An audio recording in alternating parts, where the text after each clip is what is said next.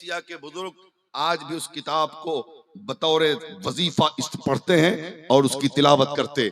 और बुजुर्गों ने फरमाया, अगर तुम्हारे पास परेशानी है, अगर बीमार हो शिफा नहीं मिल रही है, अगर बेरोजगार हो रोजगार से नहीं लग रहे हो, अगर बे औलाद हो, अगर कोई तुम्हारी नेक जायज तमन्ना पूरी नहीं हो रही है, किसी बाबा की तावीज से लेना देना नहीं है, किसी बाबा की तावीज के चक्कर में मत पड़ना, इसलिए कि ये तावीज तुम्हारी किस्मत का फैसला नहीं कर सकते। इस किताब को एक हफ्ता में पढ़ो और उसके बाद इस किताब के वसीले से अपने रब की बारगाह में दुआ करो, अल्लाह दुरूद पाक की बरकत से तुम्हारी दुआ कबूल। इस किताब में 800 दुरूद पाक है। कितने हैं? जरा बोलो बोलो, कितने हैं? 800। शुरू भी दुरूद शरीफ से है और खत्म भी दुरूद शरीफ पर है। इस किताब को लिखने वाले हजरत मिस्र के बहुत बड़े आलिम, अल्लाह के वली हजरत शेख मोहम्मद बिन सलेमान अल जज़ूली हैं। किसी साहब ने उनसे पूछ दिया, हजरत ये तो बताएं, ऐसी किताब लिख डाली जो शुरू भी दुरूद शरीफ से है और खत्म भी दुरूद शरीफ पर, इसके लिखने की कोई खास वजह है क्या? हजरत शेख मोहम्मद बिन सलेमान अल जज़ूली कहते हैं, हाँ हाँ, लिखने की वजह है कि आप सुनना चाहते हो जी सरकार, अगर सुना दिया जाए तो ईमान में ताज़गी आ जाए। हजरत शेख मोहम्मद बिन सलेमान कहते हैं, एक दिन मैं सफर कर रहा था, सफर करते करते नमाज ज़ोहर का वक्त आया या नमाज असर का वक्त आया। अब नमाज पढ़नी थी मुझे और नमाज के लिए वजू की जरूरत और वजू के लिए पानी की जरूरत। मैं पानी की तलाश में निकल गया, बहुत तलाशा लेकिन कहीं पानी का नामो निशान ना हुआ। एक बार थोड़ी देर के बाद मैं सोच में पड़ गया कि क्या करूं, पानी मिल नहीं रहा है। एक बार मैं फिर तलाश में निकला तो एक कुएं के पास पहुंचा, देखा कुआं है, कुआं में पानी भी है लेकिन पानी इतना नीचा है कि पानी निकालने के लिए रस्सी और डोल चाहिए। मैंने बहुत गौर किया चारों तरफ तो न मुझे रस्सी मिली न डोल मिला। अब मैं परेशान हो गया, आखिर पानी निकले कैसे? और जब पानी निकलेगा नहीं तो वजू बनाऊंगा कैसे? और वजू बना ना पाऊंगा तो नमाज पढ़ूंगा कैसे? उसी कुएं से सटा हुआ एक गरीब मुसलमान का घर था और उस गरीब मुसलमान के घर की छत पर एक 7 साल की बेटी खेल रही थी। जब उसने मुझे मुतफक्किर पाया, मुझे सोच में पाया, वो बच्ची मुझसे मुखातब होती है और कहती है, चचा कौन हो आप और किस लिए यहाँ खड़े हो, क्या चाहिए आपको? वो चेहरे से तो पहचानती ना थी लेकिन हजरत शेख मोहम्मद बिन सलेमान को जानती जरूर थी, इसलिए कि मिस्र के बहुत बड़े आलिम थे। हजरत शेख से वो पूछती है, बेटी चचा बताएं नाम क्या है और किस लिए यहाँ आए हैं? हजरत शेख मोहम्मद बिन सलेमान कहते हैं, बेटी मेरा नाम शेख मोहम्मद बिन सलेमान अल जज़ूली है। कहा, अच्छा आप ही शेख मोहम्मद बिन सलेमान अल जज़ूली हैं जिनके इल्म फजल का चर्चा मिस्र की शाहराहों पर है, जिनकी विलायत का चर्चा मिस्र की गलियों में है, जिनके तकवा और तहारत की कहानियां मिस्र के बाशियों की जबान पर है, आप ही हैं? कहा, बेटा मेरा ही नाम मोहम्मद बिन सलेमान अल जज़ूली है। कहा, ये बताएं कि यहाँ खड़े क्यों हैं और क्या सोच रहे हैं? वो कहते हैं, बेटी वजू करना है, वजू के लिए पानी चाहिए। तो वजू करना है तो कुएं में पानी तो है ना? कहा, कुएं में पानी तो है लेकिन कुएं का पानी बहुत नीचा है, इस पानी को निकालने के लिए रस्सी भी जरूरी है और डोल भी जरूरी है, ना यहाँ रस्सी है ना डोल है, आखिर पानी निकले कैसे? हजरत शेख मोहम्मद बिन सलेमान ने जब ये कहा तो वो 7 साल की बच्ची जो तारीखी जुमला अदा करती है, ऐ पूर्णिया और अतराफ पूर्णिया से आने वाले इस्लाम के शहजादों जरा गौर करना, एक 7 साल की बच्ची तुम्हारे घर में भी है और हमारे घर में भी है। कितनी उम्र होती है 7 साल की बच्ची की? अल्लाह अल्लाह, वो 7 साल की बेटी कहती है, चचा इतने बड़े आलिम हैं आप, इतने बड़े अल्लाह के वली हैं आप, ऐसे मुत्तकी और परहेजगार हैं आप, अल्लाह के नेक बंदे हैं आप, और कुएं से पानी भी निकालना नहीं आता? तवज्जो तवज्जो, आप लोग दुआ दे दें जरा। कुएं से पानी भी निकालना नहीं आता। हजरत शेख कहते हैं, मैंने सोचा कि बच्ची ने समझा नहीं, मैंने कहा बेटा पानी तो निकलता ना, लेकिन रस्सी डोल होते तब तो पानी निकलता ना, यहाँ रस्सी भी नहीं डोल भी नहीं, पानी निकले कैसे? तो वो 7 साल की बच्ची कहती है, चचा मैं बताती हूँ, बगैर रस्सी डोल के पानी कुएं से निकलता कैसे? मैं बताती हूँ, बगैर रस्सी डोल के कुएं से पानी निकलता कैसे है? हजरत शेख मोहम्मद बिन सलमान कहते हैं वो बच्ची छत से नीचे को ना आई, बल्कि उसने अपना चेहरा थोड़ा सा झुकाया कुएं की तरफ, और झुकाने के बाद उसने कुएं के अंदर थूक दिया। जो ही उसका लुआब, उसका थूक कुएं में पड़ता है, मेरी नजर ने देखा जो पानी बहुत नीचा था, उसके थूक की बरकत से उस कुएं का पानी ऊपर से जारी हो गया, फवारा बन के बाहर निकलने लगा। वो कहती है चचा देखिए कुएं से पानी ऐसे निकलता है, जरा जोर से। अब तो हजरत शेख कहते हैं मैं सोच में पड़ गया, एक तरफ उसकी उम्र देखता हूँ, दूसरी तरफ उसका कारनामा, एक तरफ उसकी उम्र देखता हूँ, दूसरी तरफ उसकी ये करामत कि उसके लुआब में इतनी बरकत अल्लाह ने कैसे दे दी कि इसने थूका और कुएं का पानी अपने आप ऊपर आ गया। अब वो पूछते हैं बेटी ये बता दे, मैं वजू तो बना लूंगा लेकिन ये बता दे कि तुझे इतना ऊंचा मकाम मिला कैसे? वो कहती है चचा इतने बड़े आलिम हैं आप और आप ये भी नहीं जानते। कब बेटी बता, तो वो बेटी कहती है 7 साल की चचा मेरी छोटी उम्र मत देखिए, मेरा बड़ा वजीफा देखिए। मेरी छोटी उम्र मत देखिए, मेरा बड़ा वजीफा देखिए। बेटी कौन सा वजीफा? कहा जब मैं पैदा हुई और मैं अपनी माँ का दूध पीती थी तो मेरी माँ दूध पिलाने के दरमियान मुस्तफा पर दरूद पढ़ती थी। अल्लाह जोर से सुभान अल्लाह। मुस्तफा पे दरूद पढ़ती थी और मैं सुन सुन कर मुस्तफा पे दरूद अपने माँ का दूध पीती थी। जब मैंने दूध छोड़ दिया और मैं अक्ल खिरत के, अब जब मुझे अक्ल आई, सोचो समझ आई, तो मेरी माँ ने मुझे दुरूद पढ़ना सिखाया, मुझे मेरी माँ ने सलाम पढ़ना सिखाया। माँ ने कहा बेटी अगर तुम नबी पर दुरूद पढ़ोगी ना अल्लाह बहुत बड़ा इनाम देगा, मुस्तफ़ा पर सलाम पढ़ोगी अल्लाह तुम्हें बहुत बड़ा इनाम देगा, नबी से रिश्ता मजबूत करोगी अल्लाह तुम्हें जन्नत अता फरमाएगा। मेरी माँ ने मुझे इतना बताया मदीने वाले के ताल्लुक से कि मुझे अपने आका से ऐसी मोहब्बत हो गई और मैंने दरूद ऐसे पढ़ना शुरू किया कि सुबह होती है तो नबी पर दरूद, दोपहर है तो नबी पर दरूद, शाम है तो नबी पर दरूद, रात है तो नबी पर दरूद। जिंदगी का हर लम्हा मुस्तफा पर दरूद पढ़ने में गुजरता है, जिसकी बरकत ये हुई कि अल्लाह ने मेरे लुआब में वो बरकत रखी कि आज नतीजा आपके सामने है। यही मेरा वजीफा है कि मैं मुस्तफा पर दरूद पढ़। अल्लाह अल्लाह अल्लाह। चाचा जाए वजू बना ले। हजरत शेख चले वजू बनाने, बीच रास्ते में जब पहुंचे तो बच्ची ने फिर आवाज दिया चचा एक सवाल का जवाब तो देते जाइए। पलट के आ गए, बोटे बेटा बोलो कौन सा सवाल है? अब जरा सवाल समझिए, सवाल सुनिए और मचल जाइए। उलमा हमारे बड़े बड़े उलमा बैठे हैं, इनकी तवज्जो इनकी दुआएं भी चाहिए मुझे। वो बच्ची कहती है चचा ये बताएं क्या आप उन्हें जानते हैं? सवाल सुन, क्या आप उन्हें जानते हैं कफील भाई? क्या आप उन्हें जानते हैं जिन पर दुरूद पढ़ने से अल्लाह इतना ऊंचा मकाम देता है? आज हम जैसा मौलवी होता तो कहता कि हम हैं इतने बड़े मौलाना, हम नहीं जानेंगे तो कौन जानेगा। लेकिन वहां शेख मोहम्मद बिन सलमान अल जज़ूली वो कहते हैं बेटा मैं उन्हें जानता तो जरूर हूं, लेकिन लगता है कि तू मुझसे ज्यादा उन्हें पहचानती है। बेटा बता वो कौन है जिन पर दरूद पढ़ने से अल्लाह इतना ऊंचा मकाम देता है? हजरत शेख मोहम्मद बिन सलमान ने कहा तो 7 साल की बेटी कहती है चचा बता दू कौन है वो, चचा बता दू कौन है वो, चचा बता दू कौन है वो। हाँ मेरी बेटी बता दे कौन है वो। तो वो 7 साल की बेटी कहती है चचा सुनिए वो रहमत वाले मुस्तफा हैं, वो करीम आका हैं, वो करीम नबी हैं। जब वो जंगलों में चले जाते हैं तो जंगल के दरिंदे भी अपनी झाड़ियां छोड़कर जिनके दामने रहमत से लिपट जाया करते हैं, दामने करम से लिपट जाया करते हैं, वो रहमत वाले मुस्तफा हैं जिन पर दुरूद पढ़ने से अल्लाह ऊंचा मकाम।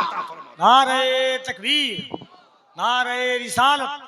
अज़मत मुस्तफ़ा, शान मुस्तफ़ा, फजीलत दुरूद पाक, जलसे दस्तारे फजीलत। सुभान अल्लाह। इसलिए भाई अपने बच्चे को आशिक रसूल बनाओ, सुभान अल्लाह। ताकि कोई टकाई तुम्हारे ईमान और अकीदे पे टाका ना डाल सके, ताकि अपने आप को तुम बचा सको। और अगर तुमने नहीं अपने बच्चे को आशिक बनाया तो सुन लो हालत क्या होगी। और इश्क की पढ़ाई तो मदरसे में पढ़ाई जाती है ना, नबी से मोहब्बत करना तो मदरसे में सिखाया जाता है ना। इसलिए एक लफ्ज मैं कहता हूं अपनी तकरीर में कि मदारसा इस्लामिया इस्लाम की नशअत सानिया का दूसरा नाम है। मदरसे की हिफाजत करो। क्या समझते हो मदरसे को? आज सारी नजरें मदरसे पर, आज टेढ़ी निगाहें मदरसे पर, मस्जिद पे नहीं, खानकाह पे नहीं, मजार पे नहीं, मदरसे पर। क्यों? इसलिए कि ये जानते हैं अगर मदरसा सलामत है तो ये कौम सलामत है। मदरसा ही मस्जिद में इमाम देता है, मदरसा ही मस्जिद खानकाह में पीर देता है, मदरसा ही मुसन्निफ पैदा करता है, मदरसा ही मुफक्किर पैदा करता है, मदरसा ही मुअल्लिम पैदा करता है, मदरसा ही हाफिज कुरान पैदा करता है, मदरसा ही आलिम दीन पैदा करता है, मदरसा ही पेशवा पैदा करता है, मदरसा ही रहबर पैदा करता है, मदरसा ही रहनुमा पैदा करता है। जब तक मदरसा सलामत है ये कौम सलामत। इसलिए एक बात सुनो आखिरी मशवरे के तौर पे। आज लोग बड़ी आसानी से कह देते हैं ना ये मदरसे में पढ़ने वाले बच्चे यतीम हैं, गरीब हैं। और मदारिस इस्लामिया के जिम्मेदारान से भी मैं कहूंगा बड़ी माजरत के साथ हाथ जोड़ के कि आपने भी मदरसे पे जुल्म किया है। रमजान के इश्तिहार में जो आप अपील निकालते हैं, यहाँ गरीब, नादार, यतीम, परेशान हाल बच्चे पढ़ते हैं। कौन कहता है? मौलाए कायनात तो कहते हैं कपड़े से और दौलत से कोई अच्छा नहीं बनता। लैसल जमालु बिअस्वाबिन तुज़य्यिनुना इन्नल जमाल जमालुल इल्म वल अदबी।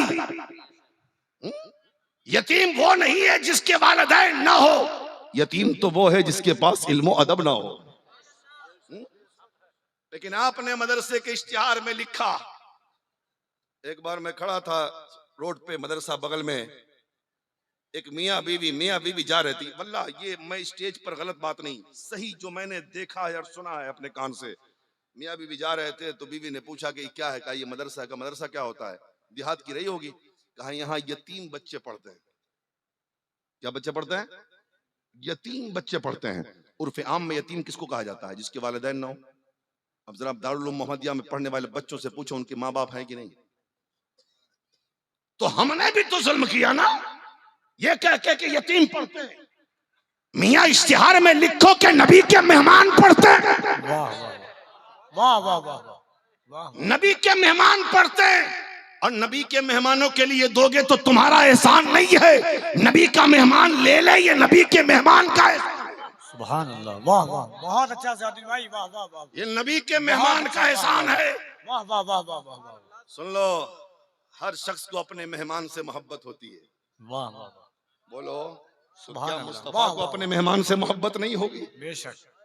इसलिए मैं एक बात कहता हूं अपनी कौम से कि अगर दुआएं कबूल नहीं होती, मुसीबत के मारे हो, परेशान हाल हो, बेरोजगार हो, बे औलाद हो, दिक्कतों ने घेर लिया है, परेशानियों ने चारों तरफ से घेरा डाल दिया है, तो बाबा के पास मत जाना। आज बाबा खूब घूम रहा है, हाँ, 20-20 उंगलियों में अंगूठियां पहनकर, हाँ, और मसलके आला हजरत को बदनाम करने वाले ये बाबा चौक चौराहों पर घूम रहे हैं। हाँ? इमाम की चिरागी आज भी 11 रुपए और बाबा के तावीज का पैसा 5,000 और 10,000। शर्म नहीं आती? मां घर में बीमार है, दवा के लिए पैसा नहीं और बाबा को देने के लिए 10,000। अरे इन बेबाओं की तावीज तुम्हारी किस्मत का फैसला नहीं करेगी। और ये नहीं है कि मैं तावीज का मुखालिफ हूं, इन बाबाओं की तावीज से। मैं तो कहता हूं इन बाबा की एक तावीज क्या मियां, 100 तावीज ला के लटका दो, जो भी बरकत होगी वो भी चली जाएगी। और कभी ऐसा कर लो कि एक दिन बाबा को पकड़ के लाके लटका दो, बाबा को पकड़ के ला लटका। अगर इतना बरकत वाला है तो फिर बरकत होगी ना। इसलिए सुनो, अगर मुसीबत है, परेशानी है, दिक्कतें हैं, दुआएं कबूल नहीं होती, बीमार हो, बेरोजगार हो और घर में मां जिंदा है, जरा जोर से बोलो, घर में बाप जिंदा है, तो इधर उधर बाद में जाना, पहले अपनी मां के पास आ, मां के कदमों को पकड़ ले। अम्मी जान बीमार हो, दुआ कर दीजिए अल्लाह शिफा दे दे। अम्मी जान बेरोजगार हो, दुआ कर दीजिए अल्लाह रोजगार से लगा दे। अम्मी जान दिक्कतों में घिरा हो, दुआ कर दीजिए दिक्कतों से छुटकारा मिल जाए। कसम खुदा की, अगर बूढ़ी माँ ने अपनी तोतली जबान से अपना दुपट्टा उठाकर तुम्हारे लिए दुआ कर दिया, अल्लाह तुम्हारी परेशानियों को दूर फरमाएगा। वाह वाह वाह वाह वाह वाह, अल्लाह तुम्हारी परेशानियों को दूर फरमाएगा। और अगर खुदा न खास्ता माँ बाप में से दोनों जन्नत सुधार गए, वो दुनिया से चले गए, वो अपनी कब्र में है, तो इधर उधर मत जा, चला दारुल मोहम्मदिया में,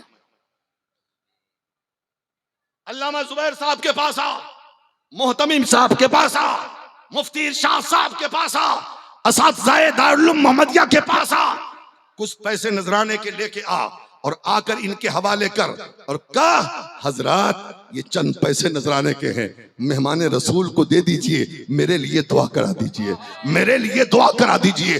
कसम खुदा की, अगर नबी के मेहमानों ने दिल से दुआ कर दिया, अल्लाह परेशानियों को दूर फरमाएगा। इसलिए कि दिल से जब बात निकलती है असर रखती है, पर नहीं ताकत परवाज़ मगर।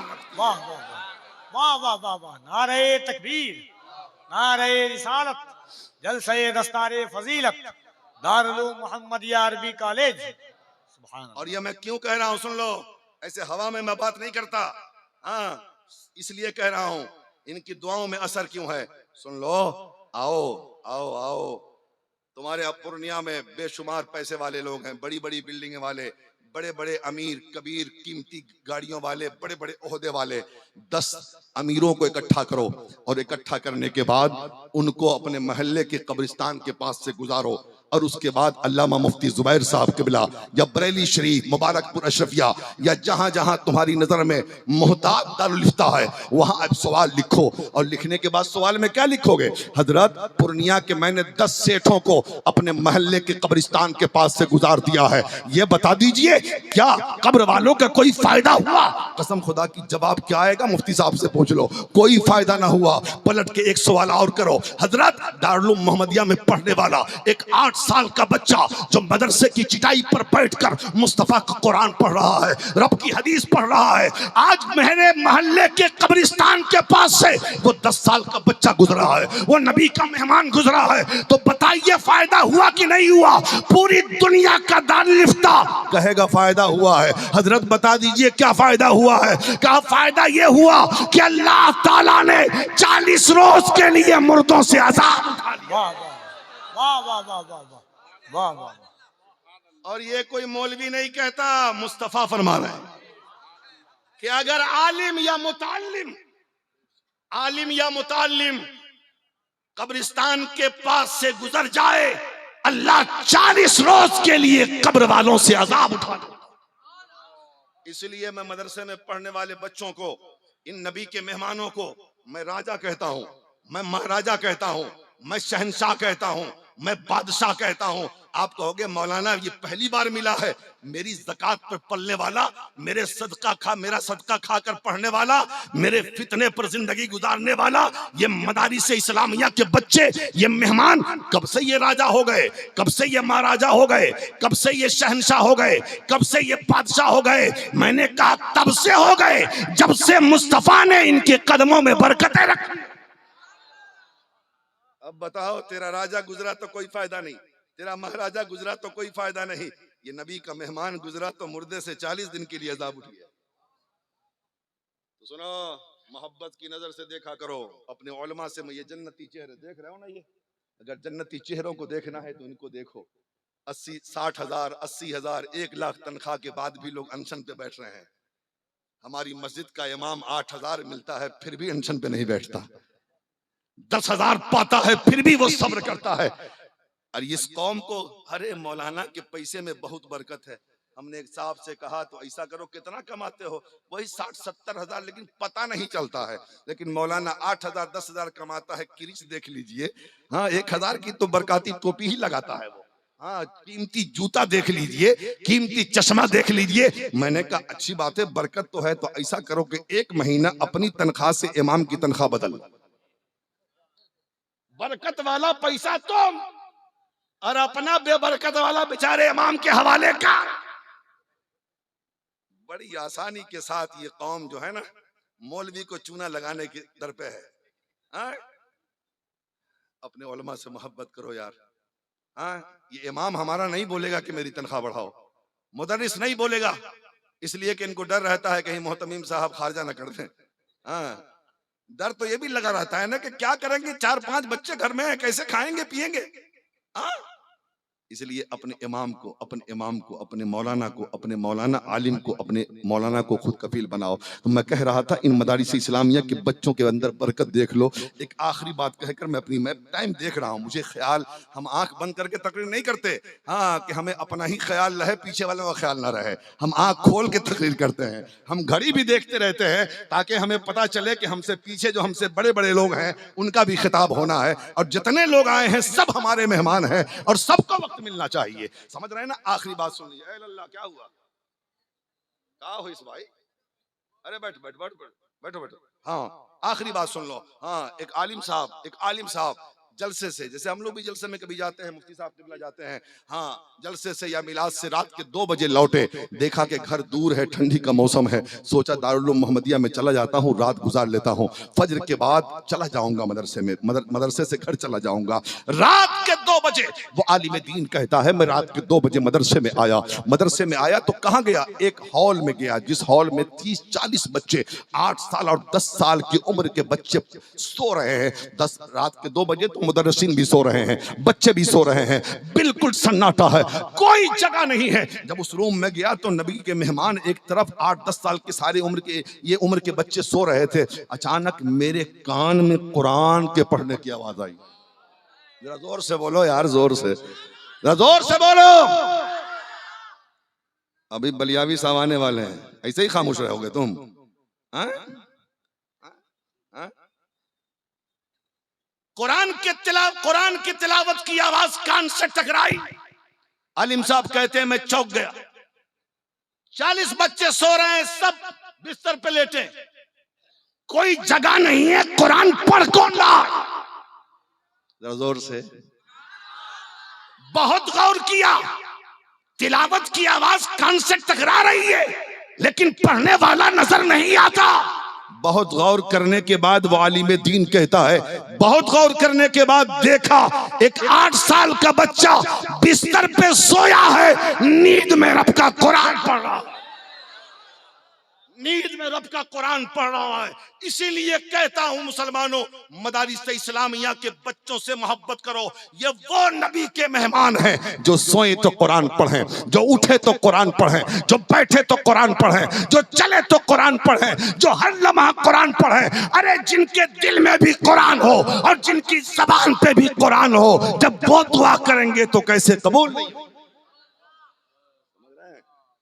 इसलिए मदरसे की हिफाजत करो, समझ रहे हैं ना?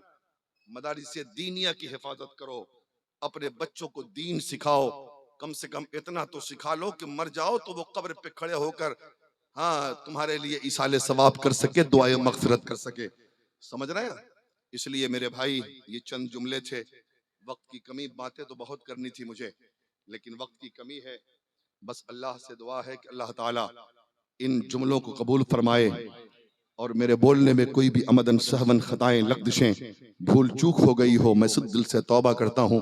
आप भी पढ़ लीजिए, अस्तग़फिरुल्लाह रब्बी मिन कुल्लि ज़ंबि वतूबु इलैह, हक़ ला इलाहा इल्लल्लाह मुहम्मदुर रसूलुल्लाह सल्लल्लाहु ताला अलैहि वसल्लम। खूब की सरे चमन, फूल चुनी शाद रहे, बाग बजाता हूं मैं, गुलशन तेरा आबाद रहे।